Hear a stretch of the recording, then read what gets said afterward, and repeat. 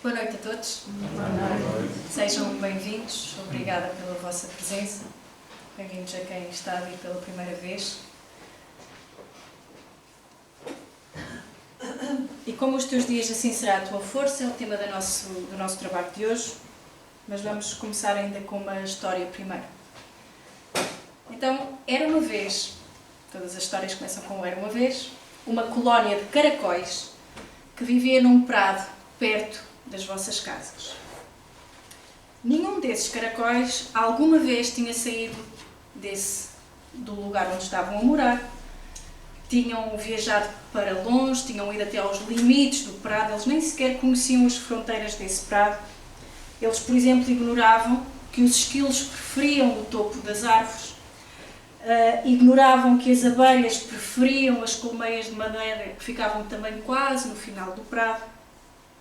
Mas eles não queriam saber, porque eles só tinham duas preocupações: manterem-se úmidos, não é, para sobreviverem, e tinham de comer muitos dentes de leão, que era assim que eles se alimentavam. Portanto, eles queriam era barriguinha cheia e ficar ali na zona confortável. Eles viviam à beira de uma planta que se chamava o calicanto, uma planta muito alta. Alguns caracóis chamavam a esse prado onde eles estavam a viver o país do dente de leão, claro, porque o dente de leão era a coisa mais importante na vida deles. E à planta onde moravam, então, eles chamavam de calicanto. Mas entre si eles chamavam-se apenas de caracóis. Por isso, mas havia uma coisa que os inquietava um bocadinho, mas eles disfarçavam, não é? Eles eram muito lentos. Toda a gente sabe que os caracóis são muito lentos, são muito silenciosos e isso torna-os animais bastante vulneráveis.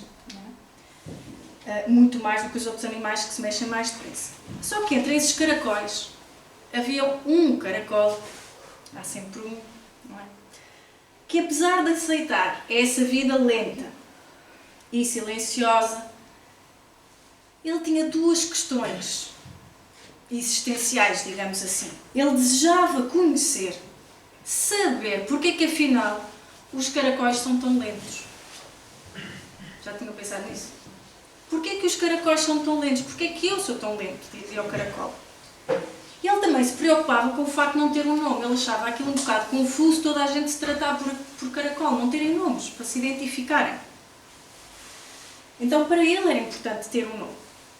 Porque, dizia ele, o calicanto, a planta onde eles moravam, chama-se calicanto, e quando chove nós abrigamos por baixo das folhas do calicanto e não nos enganamos, sabemos onde é que temos que nos abrigar. Quando queremos comer, nós comemos os dentes de leão, não nos enganamos a comer urtigas, por exemplo. Só que os argumentos deste caracol, que queria ter um nome e que queria saber porque é que era tão lento, não convenciam os caracóis mais velhos e os outros caracóis do grupo. Porque eles não queriam saber, não tinham esse tipo de questionamentos, não se questionavam, não faziam perguntas. Eles queriam era barriguinha cheia e descanso à sombra do calicanto.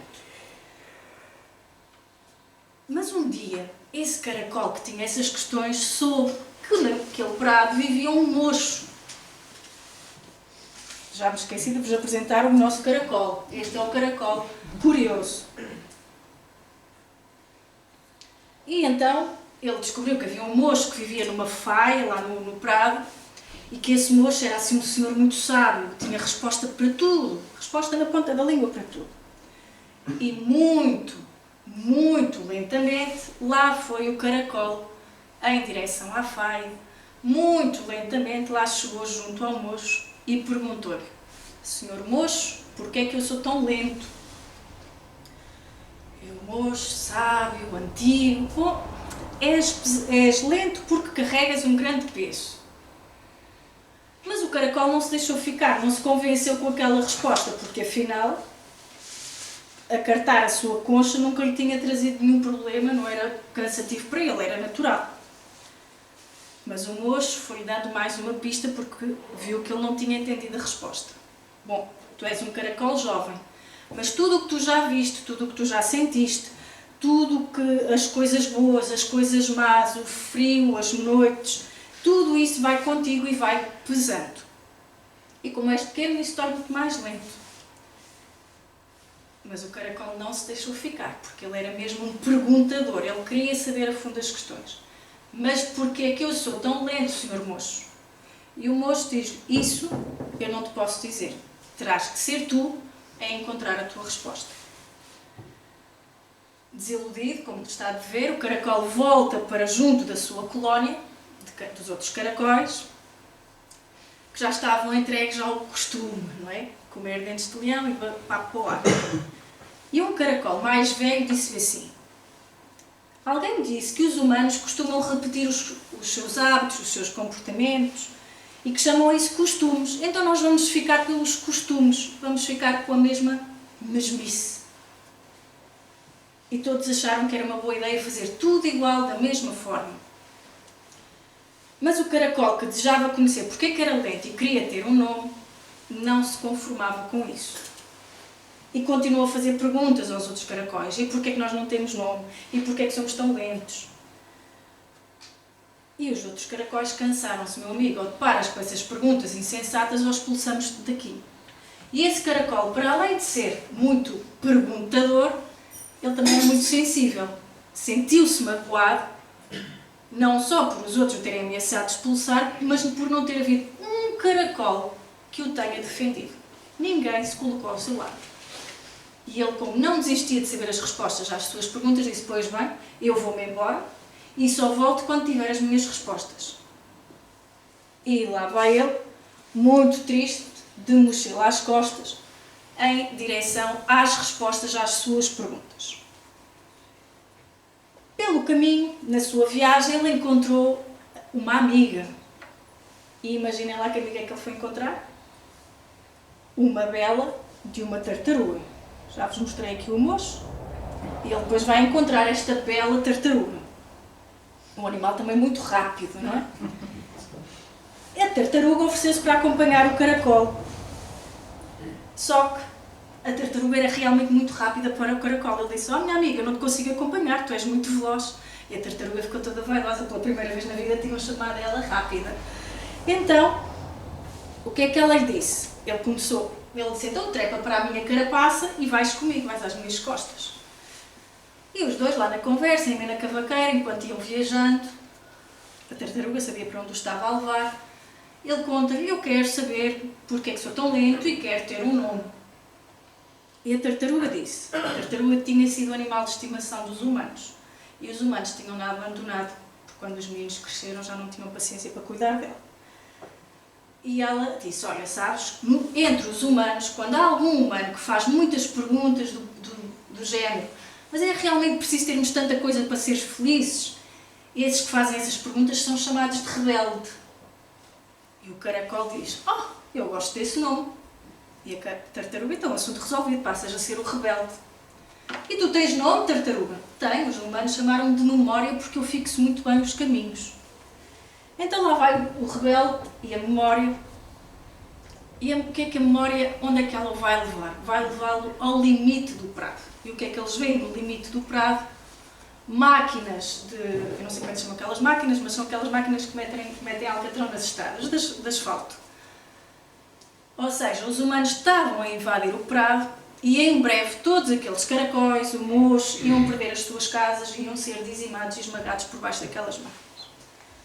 E o caracol entrou em pânico. Então, e agora? O que é que eu faço? Eu vou continuar à procura das minhas respostas ou volto para trás para avisar aqueles teimosos do perigo que se aproxima? E a tartaruga disse: pois, se tu fosses rápido como um milhafre, ou se tu fosses rápido como um gafanhoto, ou ágil como uma vespa, tu nunca me terias encontrado e nunca terias sabido deste perigo que se aproxima para todos nós. Nunca teria havido um encontro entre dois seres tão lentos se tu não fosses também lento. Percebes, rebelde? Perguntou a tartaruga. O caracol estava assim indeciso. Sim, acho que sim, a minha lentidão serviu para te encontrar, tu avisaste-me do perigo e eu agora tenho que salvar os meus amigos e ir contar-lhes acerca desta ameaça. E a tartaruga disse: é essa tua determinação que faz de ti um rebelde. E no caminho de volta ao calicanto, para ir contar do perigo aos outros caracóis, o caracol aproveitou para avisar todos os que encontrava. Então avisou as formigas, avisou as lesmas, avisou as minhocas, avisou as toupeiras e ele começou a ficar conhecido porque estava a avisar os tais os animais e estava a ser realmente útil e a prestar um serviço útil. Só que haviam duas perguntas que o incomodavam. Mas e se os meus amigos caracóis não acreditarem em mim? E se eles acharem que é mais uma excentricidade minha? Bem dito, bem feito. Lá chega ao Calicante, à colónia de caracóis, e começa a ser um teatro gozado. Então, estás com fome ou tens mais perguntas a fazer? O caracol alertou-os do perigo que se aproximava, mas todos negaram. Tu estás a inventar, foste a confiar numa tartaruga, as tartarugas não são de fiar, enfim.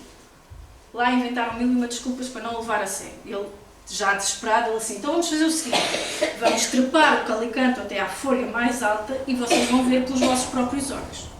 Então, muito lentamente, lá vão os caracóis trepar pela planta, chegam à última folha e veem, de facto, as máquinas assustadoras do asfalto.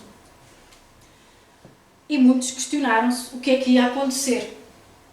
O caracol propôs-se, bom, eu tenho uma ideia, mas implica uma viagem dura, longa, com muitos obstáculos, porque os humanos só estão a invadir o prado para este lado, mas para o lado de lá das casas deles há um outro prado e as máquinas não estão a ir para lá. O que é que ele foi dizer? Levanta-se uma onda de protestos, mas não, porque essa viagem é muito perigosa, vamos ter que atravessar a cidade, vamos ter que atravessar a estrada, podemos ser atropelados, enfim. Houve revoltas, houve discussões e por aí fora. Mas, o caracol dizia, eu sei que esse país do dente de leão para onde ele ia levar os outros fica para a frente e não fica para trás. Viu que alguns confiaram nele, pouquinhos, e que outros abandonavam e foram ficando pelo caminho. Então, esse pequeno grupo enfrentou noites, enfrentou frios, enfrentou medos e estavam prestes a sucumbir ao cansaço, prestes a desistir. Já não aguentavam mais, não estavam a encontrar comida. Sobretudo na travessia da cidade, foi muito difícil para os caracóis atravessarem estradas de alcatrão. E no momento em que eles estavam mesmo a desistir, quem é que aparece? Um mocho, outra vez. E diz-lhe assim, caracol, não desistas, tu estás no caminho certo, não tenhas medo. Eu vou-te dar alguma ajuda, não te rendas, porque graças à tua lentidão tu conheceste uma tartaruga que te avisou de um perigo e salvaste muitos outros habitantes do prado. Então o mocho pegou naquele pequeno grupo de caracóis e levou-os para um bosque de castanheiros, que seria mais difícil os humanos irem destruir. E deu-lhe algumas orientações para eles chegarem ao tal prado seguro. Bom, finalmente eles lá chegam ao prado seguro, depois de muitos obstáculos, depois de muitos cansaços. Poucos se mantinham ao lado daquele caracol. Mas quando finalmente viram o grande dente de leão que lá estava nesse prado prometido, eles disseram, te cumpriste a tua palavra, mantiveste-nos em segurança e trouxeste-nos até ao país do dente de leão. E o dente de leão, já acalejado pela solidão do seu percurso de líder, ele dizia, não, eu não vos trouxe, disse para si mesmo, eu não vos trouxe. Mas nesta viagem que começou quando eu quis ter um nome, eu descobri muitas coisas, eu descobri a importância da lentidão e descobri que este país do dente de leão, este destino que nós queremos tanto, afinal, de tanto desejarmos, está dentro de nós mesmos. Isto é uma palestra espírita ainda, não parece? Mas é. Estás convidada para domingo. Para domingo. Sim. Esta história não é da minha cabeça, obviamente, é de um escritor chileno, Luís Sepúlveda, que se chama mesmo História de um Caracol que descobriu a importância da lentidão. Espero que no final da palestra do trabalho percebam a relação com esta história. Eu vou focar, nós podíamos pegar aqui em muitos aspectos desta história, ótimo para trabalhar na evangelização. Por isso é que estás convidada. Espetacular. Mas há aqui um aspecto que eu vou querer focar e que tem a ver com o tema do trabalho de Deus, que é aqueles momentos em que o caracol duvidou de si mesmo, em que o caracol não percebeu porque é que os outros tinham tantas dúvidas, em que ele quis desistir, em que ele estava muito, muito cansado, estava exausto, estava cansado de carregar o peso dos costumes, dos hábitos velhos dos outros caracóis. E ele ia desistir. E faz-me lembrar esses momentos do caracol, faz-me lembrar uma comunicação que ainda há poucas horas aconteceu aqui nesta casa, de alguém, parecia-me que era uma senhora, não tenho a certeza, que dizia o seguinte: perguntavam-lhe como estava e ela dizia: estamos bem, mas via-se que ela não estava. E ela acrescenta: aquela confiança em Jesus, na Madre de Jesus, já não acredito mais. Não aguento. Farto-me de sofrer, farto-me de rogar ajuda e a ajuda não chega. Estou tão cansada, já não consigo acreditar. Aqueles momentos em que nós estamos, como eu costumo dizer, dentro da máquina de lavar roupa, não é? Um turbilhão emocional, parece que tudo nos corre mal e que não há nada que nunca mais pare de nos acontecer, não é? O que é que fez o caracol quando quase estava torturado nas máquinas do asfalto, quando ele viu parceiros seus a ficarem pelo caminho, a duvidarem dele, a sucumbirem à fome, quando ele já não podia mais de cansaço? O que é que o manteve? Teve a ajuda do mocho, é certo. O que é que o manteve? Guarda lealdade ao ideal superior que te ilumina o coração e permanece convicto de que, se cultivas a oração da fé viva, em todos os teus passos, aqui ou além, o Senhor te levantará.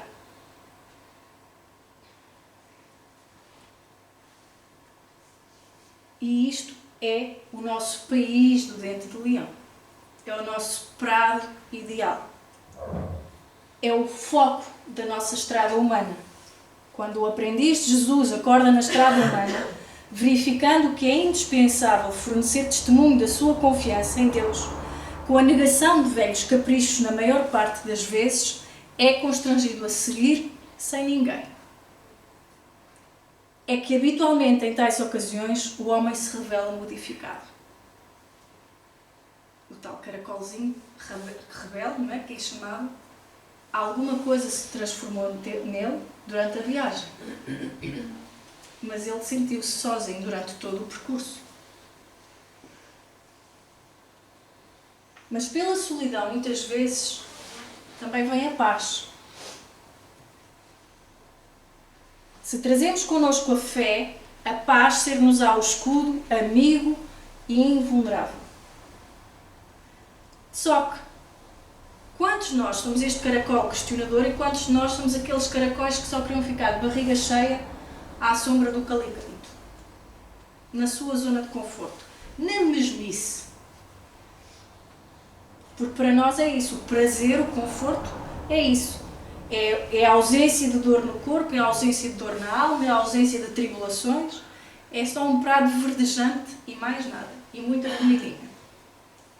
Mas havia um filósofo grego chamado Epicuro, que ele nos veio dar uma outra visão de o que é que pode ser prazer e o que é que nos pode, e de como é que nós podemos encarar algo que seja agradável. E ele nos diz que nós podemos olhar para o prazer ou para o agradável como um raciocínio sóbrio. Pensem só, como um raciocínio sóbrio que o quê? Que nos fundamenta as nossas decisões e as nossas escolhas. Então, em vez de estarmos só preocupados com a satisfação de necessidades imediatas, nós podemos ir ver qual é uma alternativa mais sustentável perante esta situação que estou a viver agora, perante esta nova realidade. Foi isso que fez o caracol.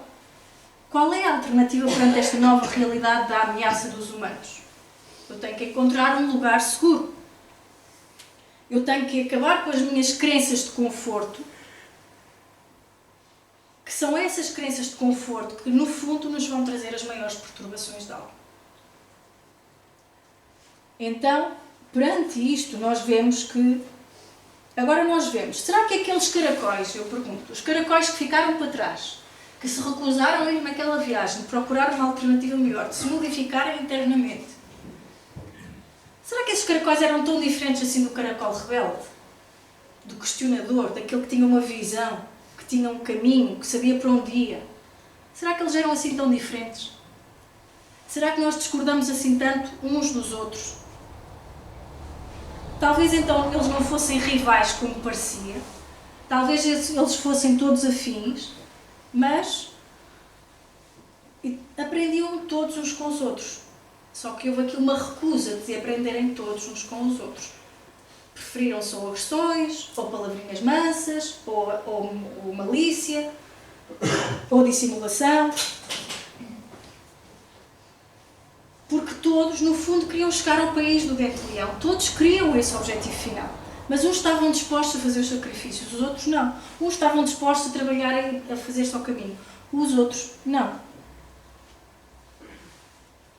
Uns confiavam, outros não confiaram, desconfiaram. Mas todos queriam o mesmo, na verdade. Porquê? Porque todos somos chamados para a construção do bem de todos, segundo as leis de Deus. É muito fácil reconhecer os escolhidos, diz-nos Emmanuel. Eu aqui, durante muito tempo perguntávamos como é que nós vamos saber quem é que é escolhido ou quem é que não é, o que é que faz. O que é que faz os escolhidos, não é? Como é que se comportam os escolhidos? Isto eram perguntas que aqui a Caracolinha tinha. Muito fácil reconhecer os escolhidos. Os irmãos que recusam trabalhar permanecem chamados, compreendendo-se que a justiça divina ignora privilégios, todos aqueles que se decidem a servir são escolhidos da própria escolha. Eu acho esta frase fenomenal. São escolhidos pela própria escolha. Porquê? Porque não há privilégios perante Deus. Somos todos iguais. Todos temos meios diferentes, estamos em fases diferentes, em etapas diferentes, mas todos queremos o mesmo. E por isso, erguendo-nos pela fé, saberemos sofrer a consequência ainda amarga da nossa própria sombra, caminhando, por fim, ao encontro da luz. Há uns tempos eu estava ali a caminhar nos passadiços de Lessa, lá embaixo, não é? Lessa, estamos em Lessa, com um amigo meu, ele também espírita, ou aprendiz de espírita, e estávamos assim os dois, tipo, a dar palmadinhas nas costas um do outro, para ver, vá, avança, avança.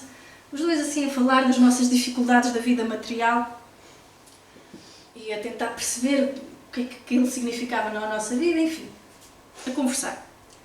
Ele, a certa altura, faz-me assim uma pergunta. Filipa, se tu pudesses carregar num botão e ir logo parar ao sítio onde tu queres, onde é que era esse sítio? Eu não demorei um segundo a responder, eu queria estar ao pé de Jesus. Ele, surpreendido, porque ele estava-se a referir à vida material, porque nós estávamos a falar da vida material, a tentar fazer sentido a nossa vida material à luz do Espiritismo, e ele assim, ao pé de Jesus, a fazer o quê? Estavas a fazer bolos ao pé dele? Eu, não sei, não faço a mínima ideia, mas é o que eu quero. Se me fazes essa pergunta, é o que eu quero. E ele, pronto, ok, acabaste com a conversa. Não é? Porque ele estava a referir-se às nossas dificuldades na nossa vida material. Mas lá está, temos o nosso país do dente de leão em vista sempre ao encontro da luz. E é com esse foco que nós conseguimos suportar os cansaços, as solidões, a exaustão, a vontade de desistir, a vontade de mandar tudo às ortigas, não é? Porquê? Esta frase que dá título ao nosso trabalho é uma frase que, curiosamente, é do Antigo Testamento, mas é uma das minhas citações preferidas da Bíblia. E que diz exatamente isto: a tua força durará tanto como os teus dias, tal como a força daquele caracol rebelde durou tanto até ele chegar e levar os seus amigos a Porto Seguro, ao país do dente de leão. Quando eu era miúda, tive a sorte de não ter educação religiosa, mas não demasiado dogmática nem fechada. Portanto, tão depressa estava numa igreja evangélica como podia ir a uma missa qualquer com os meus pais, mas pronto. Mas a minha mãe deu-me um salmo a mim e ao meu irmão. E o salmo que me calhou a mim foi o Salmo 121. E ainda hoje, naqueles momentos em que eu estou mais aflitinha, digamos assim, de sentar-me e recitar o Salmo 121, tranquiliza-me. E o Salmo 121 diz qualquer coisa como: o meu socorro vem do Senhor, que fez o céu e a terra. Não deixará vacilar, aquele que te guarda não te esquenejará. Durante toda a minha infância eu não sabia o que era tosquenejará. Eis que não tosquenejará, é que eu ainda tenho dificuldade em dizer este verbo, nem dormirá o guarda de Israel. O Senhor é quem te guarda, o Senhor é a tua sombra à tua direita, não te molestará o dia, nem a lua, nem a noite. O Senhor te guardará de todo o mal, guardará a tua alma. O Senhor guardará a tua entrada e a tua saída, desde agora e para sempre.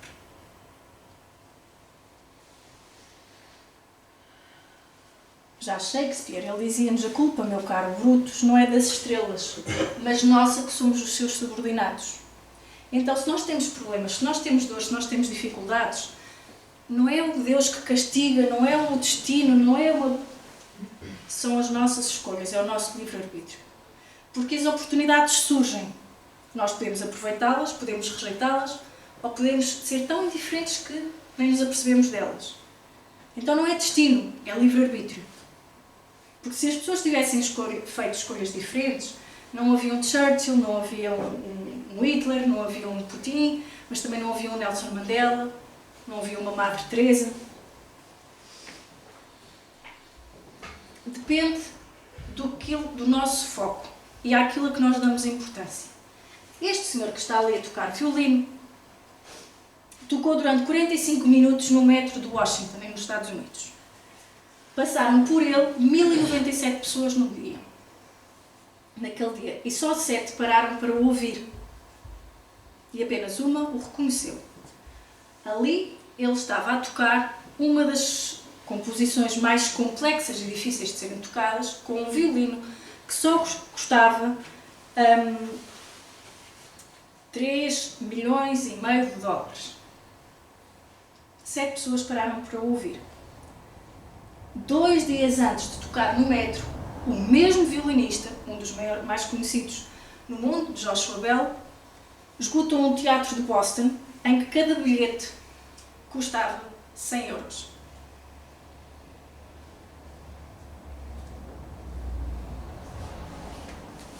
Era uma experiência social, sim, que mostra que num ambiente comum, aquilo que é extraordinário, ninguém dá por ele. É o que luz, não é? É o brilho, é as aparências, é a retórica, é o bem falar. É isso que chama a atenção. Mas a mesma pessoa com o mesmo talento, no metro é completamente ignorado, ganhou 30 euros nos 45 minutos que tocou ali, 2 dias antes ganhou, nem eu sei fazer as contas de tanto dinheiro. Qual vai ser a nossa escolha? Qual vai ser a oportunidade que nós vamos escolher? Mas então como é que eu vou fazer essas escolhas acertadas? Há uma abordagem que agora saiu recentemente num livro de um psicólogo que nos vem apresentar, são só sugestões, 6 chapéus para nós organizarmos os nossos pensamentos, porque afinal nós temos que fazer tudo para fazer uma escolha, para tomar uma decisão, nós temos que pensar em muitas coisas ao mesmo tempo. Então isto é quase como um jogo, não é? Porque, como dizia o autor do livro que fez esta proposta, a confusão é o maior inimigo quando nós temos que pensar e tomar uma decisão. Porque tentamos fazer tudo ao mesmo tempo. Nós queremos informação, nós temos os sentimentos. Depois posso passar, Isabel, não preciso de outra. Não precisamos saber. Nós procuramos informação, nós somos afetados por sentimentos, procuramos novas ideias e opções. Então nós queremos tudo ao mesmo tempo e a nossa cabeça tem as suas limitações físicas. Então, o que é isto dos 6 chapéus? O que é que faz o chapéu azul? Se eu vou colocar agora o chapéu azul no meu pensamento, cada chapéu é uma forma de pensar. O chapéu azul é o que decide, é o que vamos fazer a seguir, não é? Ele mantém o foco. É o responsável por fazer o ponto da situação.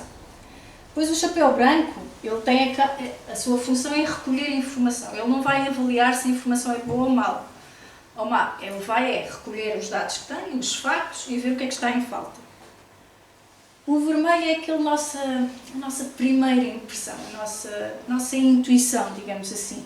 É aquela que alguém nos diz alguma coisa e nós de imediato fazemos assim um raio-x e uma impressão e temos uma impressão sobre aquela pessoa.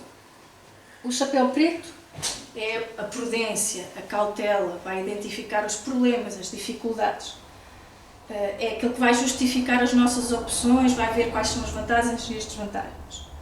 O chapéu amarelo é o que vai convidar a vamos ter ideias novas. Foi aquilo que o caracol fez, não é? Como é que vamos resolver este problema dos seres humanos? Ele vai pedir um esforço criativo, vai pedir um olhar atento às possibilidades. Então, quando nós dominamos, isto é feito, esta abordagem da gestão de equipas, gestão de trabalho, quando nós conseguimos dominar a linguagem destes 6 chapéus, torna-se mais fácil nós conseguirmos o quê? Uma mudança de pensamento. Ora, vamos lá avaliar esta situação com o chapéu amarelo. Ora, vamos lá avaliar esta situação com o chapéu vermelho. Será que a decisão final que íamos tomar seria a mesma?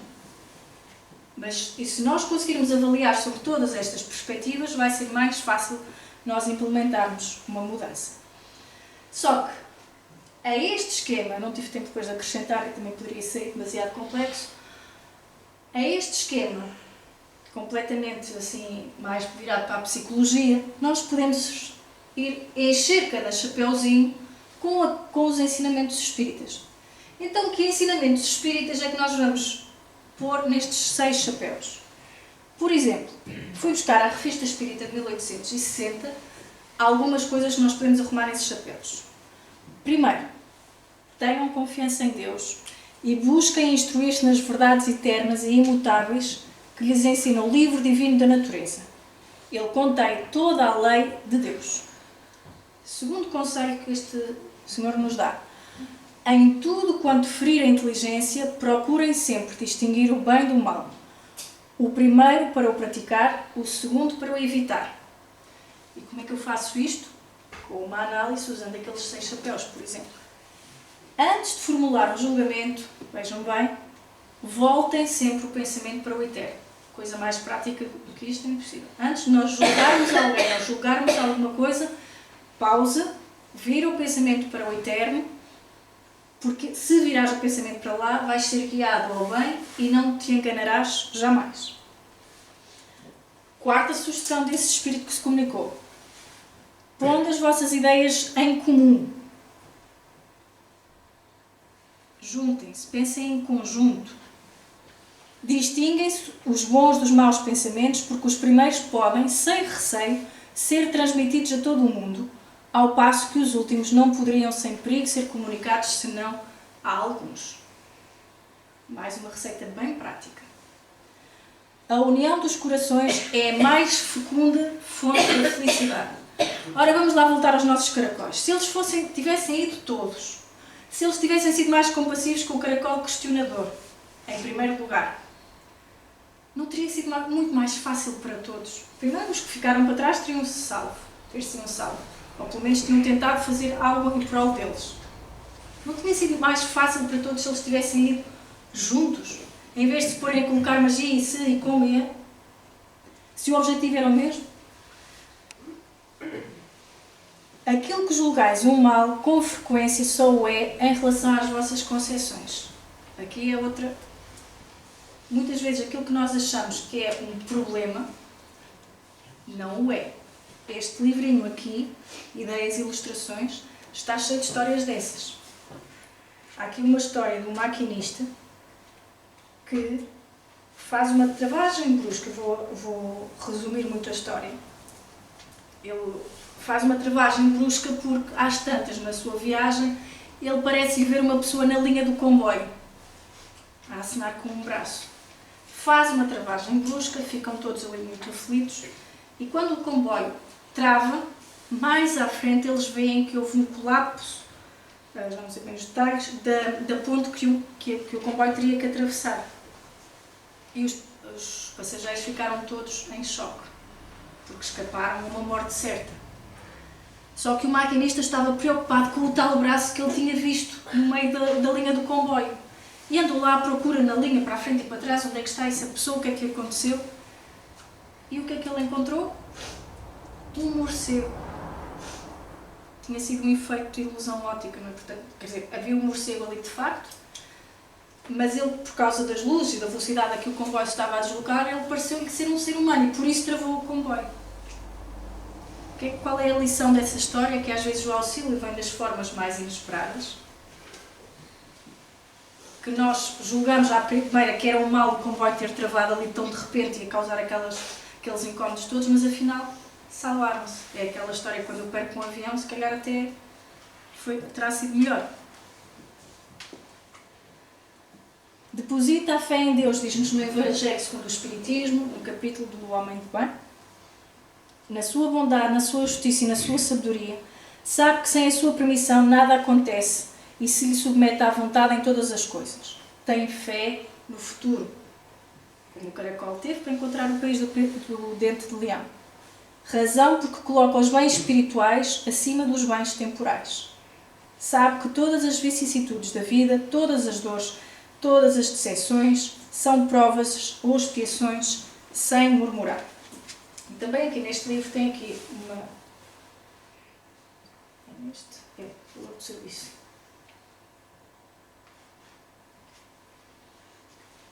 Bem, aqui, desculpem.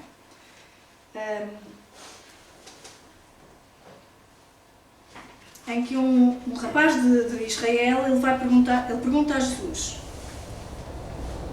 Ele era um guerreiro e pergunta a Jesus: Mestre, não te procuro como quem desconhece a justiça de Deus que corrige os erros do mundo todos os dias. Tenho necessidade de instrução para a minha conduta pessoal no auxílio do povo. Como agir, pergunta ele, quando o orgulho dos outros se agiganta e nos entrava o caminho? Quando a vaidade ostenta o poder e multiplica as lágrimas de quem chora? Qual foi a resposta? É preciso ser mais humilde e servir mais. Mas, e quando a maldade se ergue, espreitando-nos à porta? Que fazer quando os ímpios nos caluniam à afeição de verdugos? E Jesus, é preciso mais amor e servir mais. Senhor, mas e a palavra feroz? Que medidas tomar para coibi-la? Como proceder quando a boca do ofensor cospe o fogo da violência? É preciso mais brandura e servir mais. E diante dos golpes? Há criaturas que se esmeram na crueldade. É preciso mais paciência e servir mais. E a pilhagem, Senhor, é preciso mais renúncia e servir mais. E os assassinos, Senhor, é preciso mais perdão e servir mais. O Senhor já estava a ficar exasperado com Jesus, não é? Mestre, que pretendes dizer por servir mais? O que é que Jesus responde? Convencidos de que a justiça de Deus está a reger a vida, a nossa obrigação no mundo íntimo é viver retamente na prática do bem, com a certeza de que a lei cuidará de todos. Não temos desse modo outro caminho mais alto, senão servir ao bem dos semelhantes, sempre mais. Decorridos 2 dias, no Sinédrio, Jesus era preso e o mesmo homem estava junto dele para o prender. E sorrindo ao algemar-lhe o pulso, como se prendesse de nível salteador, perguntou sarcástico: Então não reage, Galileu? O que é que Jesus lhe respondeu? Pousou nele de novo o olhar e disse: É preciso compreender e servir mais. Porque só assim é que é possível a unidade em torno de um objetivo comum. E como é que nós conseguimos essa unidade entre todos? Se fará a unidade do lado onde ao bem jamais se haja misturado o mal. Desse lado é que os homens se ligarão pela força mesma das coisas, porque considerarão que aí está a verdade. Notai que os princípios fundamentais são por toda a parte os mesmos e têm que vos unir numa ideia comum, o amor de Deus e a prática do bem. Então, é preciso compreender e servir mais. Quem é que nos exemplificou isto? Jesus, que foi nada mais, nada menos do que o profeta do amor. Ele foi muitas coisas para muita gente, como dizia Paulo, mas há uma coisa que ninguém duvida, é que ele era o profeta do amor. Porque é o amor que está no cerne da mensagem de Jesus. No Evangelho de João, com a mulher samaritana, em que se reconhece Jesus como um profeta, porque ele sabia tudo sobre a vida dela, não é? Como é que ele se comporta com essa mulher, como dizia no Evangelho, que muito amou? Trata-a com amor. E no episódio a seguir, com outra mulher também, que lhe banha as lágrimas, que lhe banha os pés com as suas lágrimas, estava tudo à espera que ele condenasse essa mulher, por ela ser uma mulher que já tinha tido muitas relações. E o que é que Jesus faz? Jesus, em vez de dizer: Eu sei muito bem o que é que essa mulher é, o que é que ela fez, o que é que ele lhe diz? Todos os erros passados da mulher estão perdoados. Porquê? Porque ela amou muito. Então ele não diz que os erros dela estão perdoados, apesar dela ter amado muito. Ele diz porque ela amou muito. Essa é a causa dos pecados lhe terem sido perdoados. Quando ele diz também à mulher, a tua fé te salvou, vai em paz, numa outra tradução do Evangelho grego, a tradução não é essa, diz caminha em paz. Porque Jesus sabe perfeitamente, dada a dinâmica emocional do ser humano, que com o nosso historial de erros, digamos assim, é difícil nós estarmos em paz. Mas é possível nós caminharmos em direção à paz. Como? Se tiverem amor uns pelos outros, todos saberão que vocês são meus discípulos. Vou passar aqui o perdão de Jesus. E, sendo discípulos de Jesus, qual é o nosso país do dente de leão para nós? Passa pelo progresso. E o que é isso? Na Revista Espírita diz-nos assim um espírito protetor. O progresso abrange o universo durante a eternidade e jamais se espalha tanto como quando se concentra num ponto qualquer. Não podeis abarcar num só golpe de vista a imensidade que vive, isto é, que progride. Mas olhai em redor de vós. O que vedes? Em certas épocas, podemos dizer em momentos previstos, designados, surge um homem que abre um caminho novo, que escarpa os rochedos áridos, de que se acha semeado o mundo conhecido da inteligência. Muitas vezes, esse homem é o último entre os humildes, entre os pequenos, e, contudo, penetra as altas esferas do desconhecido. Arma-se de coragem, pois esta lhe é necessária para lutar corpo a corpo contra os preconceitos, contra os usos que lhe foram transmitidos. Espero que estejam a pensar no nosso caracol. É-lhe necessária para vencer os obstáculos que a má fé semeia sobre os seus passos. Porque, enquanto restarem preconceitos a derrubar, restarão abusos e interessados nos abusos. É-lhe necessária porque deve lutar ao mesmo tempo contra as necessidades materiais da sua personalidade. E, neste caso, a sua vitória é a melhor prova da sua missão e da sua predestinação. Chegado a este ponto, em que a luz escapa bastante forte do círculo do qual é o centro, todos os olhares se voltam para ele. Ele assimila todo o princípio inteligente e bom, reforma e regenera o princípio contrário a despeito dos prejuízos, apesar da má-fé e malgrado as necessidades. Chega ao seu objetivo. Faz a humanidade transpor um grau e conhecer o que não era conhecido. Foi isso que o nosso caracol fez. Porque teve confiança em Deus, calma e coragem. E é isso que vos desejo a todos. Muito obrigada pela vossa atenção. Esta foi a bibliografia utilizada para o trabalho desta noite. Se houver alguma questão que queiram colocar, sintam-se à vontade.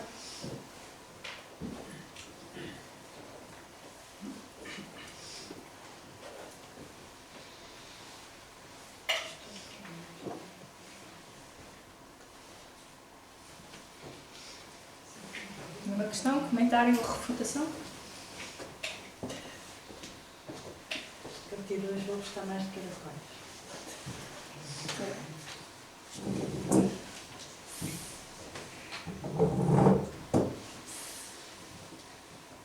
Então, não havendo mais questões, ou não havendo questões, vamos nos preparar para fazer a nossa prece de encerramento. Convidar-vos a elevar o vosso pensamento ao alto.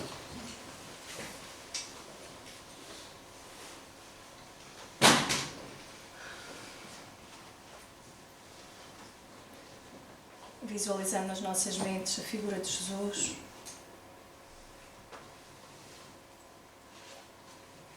Agradecendo o amparo do seu afeto, a luz, a alegria. Agradecendo o teto desta casa, a paz, o conforto que aqui se vive. E porque nada temos para dar às mãos divinas de Deus,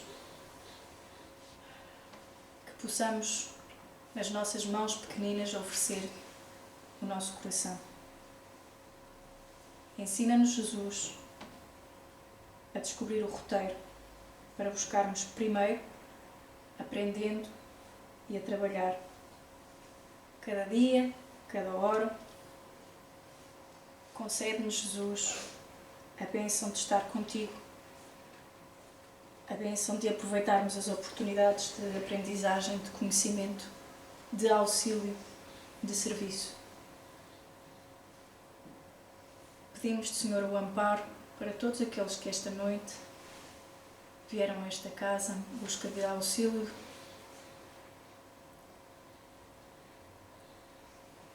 de conforto para as suas dores, para as suas dificuldades, para todos aqueles que se questionam,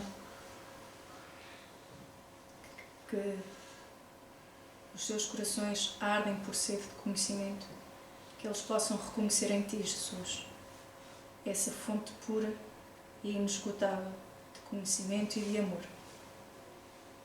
Agradecemos também a cobertura espiritual deste lar, por todo o seu trabalho, por todo o seu empenho, por toda a sua paciência com a nossa pequenez. Que cada um, Senhor, possa sair desta noite de trabalho mais reconfortado, mais forte, com mais coragem, com mais calma, com mais compreensão, para enfrentar as dores, as dificuldades, os problemas, mas também para saber sorrir, mesmo nas condições mais adversas. Que cada um reconheça em si a força que é, que cada um de nós possa reconhecer em si a paz que já procura. Muito obrigada, Senhor. Muito obrigada a todos.